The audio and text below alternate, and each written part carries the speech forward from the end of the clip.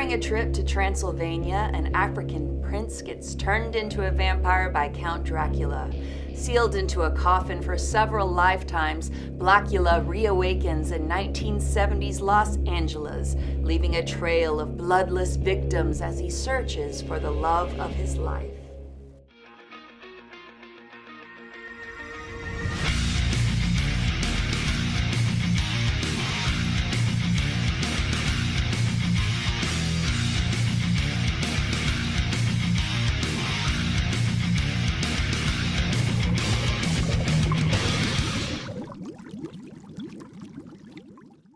Hello, my name is Scarah, and welcome to my Tub of Terror. Tonight we'll be discussing the movie Blacula from 1972, and we'll do so rather quickly because these bubbles won't last forever. First things first, let's talk about blaxploitation.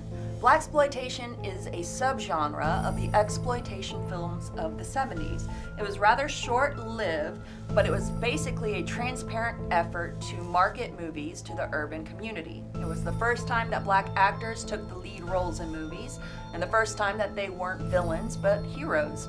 However, it became problematic when some of the stereotypes that the heroes took on were damaging to the community. For instance, there was often violence and drug dealing and easy sex and the like. Blacula was released in 1972. It was directed by William Crane and it starred William Marshall. It was released to mixed reviews, however, it won the very first Scream Awards that debuted that year. It also inspired a wave of blaxploitation horror movies, and it had a sequel called Scream Blacula Scream, and I believe Blackenstein was also directly inspired by the movie. So let's get down to it. I feel like an alternate title to this movie could be Dracula is a Racist Asshole. You see, what happens is an African prince goes to visit Count Dracula in Transylvania. He's there because he wants to ask Count Dracula to help him suppress the slave trade, a noble cause. However, Count Dracula is in fact a vampire and he doesn't care about slaves. He makes slaves. So he, kind of turns it into a little bit of a joke, and he insults the African prince by saying he wants to make his wife his own slave. This really pisses off the prince, whose name, by the way, is Mamuwande or Mamuwande. I always feel like I'm saying it wrong. I'm gonna go with Mamuwande because I think that sounds cool. Anyway, Mamuwande gets real upset, and he's very dignified, and he's like, I find your company to be as distasteful as your cognac, or he says something like that. Whatever it is, it sounds cool as hell, because the actor that portrays Mamuwande has like the most baritone voice out there, smooth as silk. Anywho, I digress. So, he gets mad and he says that line about the cognac, and Dracula gets real pissed off about that because he's not used to people, standing up to him. So he sends his henchmen after Mamuwande, and they grab him and they hold him and grab him.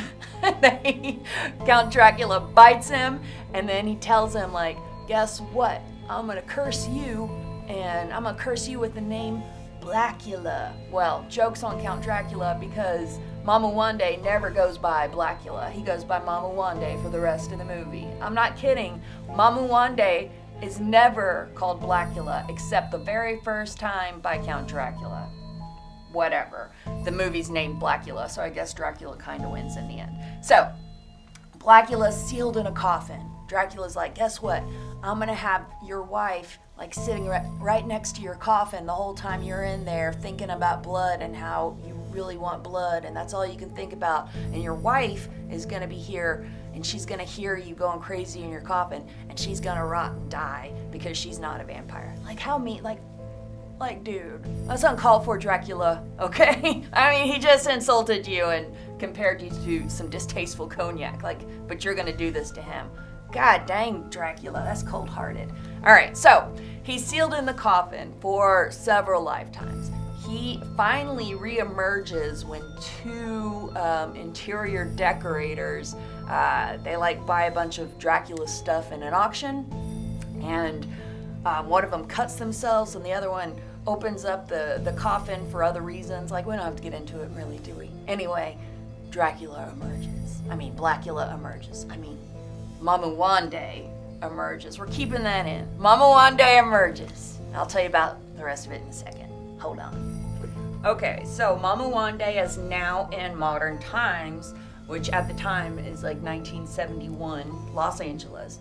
He's all in his, old-timey suit and cape, and he's in modern times, which sounds like it could be really cool, and there's a lot they could do with that, but they kind of don't. They don't really mention it, and it's like he emerges in this new era, but he's not confused at all. He's just, he's just doing his thing, and his thing is draining victims of their blood. Like, he is a vampire after all. Like, I know he was a noble prince, but he's got a thirst for blood. Somebody's got to go down. He's gonna vampire like a vampire's gonna do. So, he does kill some people. A note about the killing, a complaint from me is the gore level is like that much. Like, you see him bite, maybe, like he goes to the neck and then comes away from the neck, and it's like they got 2 little drops of ketchup or something, just like bloop bloop. And that's the gore for the movie until the very end scene. I'll talk about that in a minute. Aside from Mama Wande, the other 2 main characters in this movie are Dr. Gordon Thomas, who is the Van Helsing to Mama Wande's Blacula, and then there's Tina, who plays the love interest. Now, Tina looks just like Mama Wande's first love, reincarnated maybe. And Dr. Gordon Thomas, he discovers that the victims are bloodless, and that really sparks his curiosity and leads him on a trail to where he does eventually discover that Mama Wande is a creature of the night. Blacula really is a campy horror movie. It's not really scary to me, although it might have had some scares at the time. Looking through the lens of today, though, it's really just nostalgic. One of the things I found kind of odd was there was 0 nudity. I mean, there was almost nudity, but not really. There's a scene where everybody's in a club and the house band is playing, which, by the way, let me sidebar real quick. The blaxploitation films, one of the cool things that they did was it was the first time funk bands played in movies. It was the first time they were included in soundtracks, this being one of them. So the house band, I can't remember the band's name. Y'all are going to have to just list it right here, editors. But they eventually went on to have that hit called Rock the Boat. You know that song? Anyway, they're playing an entire song, it seems like, in this movie. And the female lead is in this black dress without a bra. And it's tight, and she's dancing, and things are moving. So it's almost like it's, nudity. It's almost nudity in the film, but not quite. I thought that was a little weird, because in the 70s, there was excessive titties.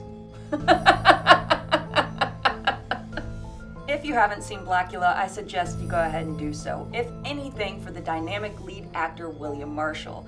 An interesting fact about William Marshall, he once was an understudy for Bela Lugosi, which I'm sure gave him some inspiration for this role. And then in the 80s, he transitioned to play the king of cartoons on Pee-wee's Playhouse. He did so apparently for his grandkids. What a sweet guy.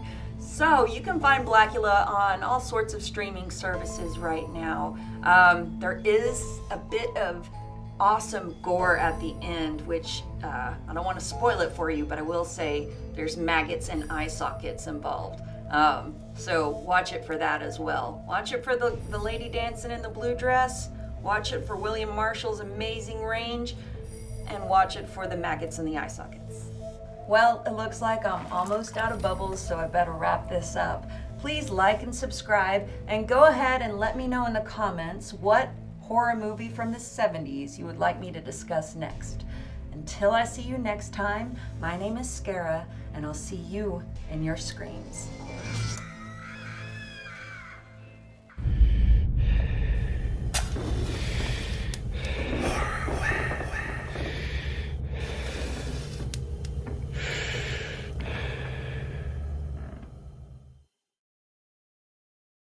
Oh, you're still here? Did you like the video yet? Well, go ahead and do that. And while you're at it, here are some more videos for you to watch. Oh my god, my whole tit's falling out.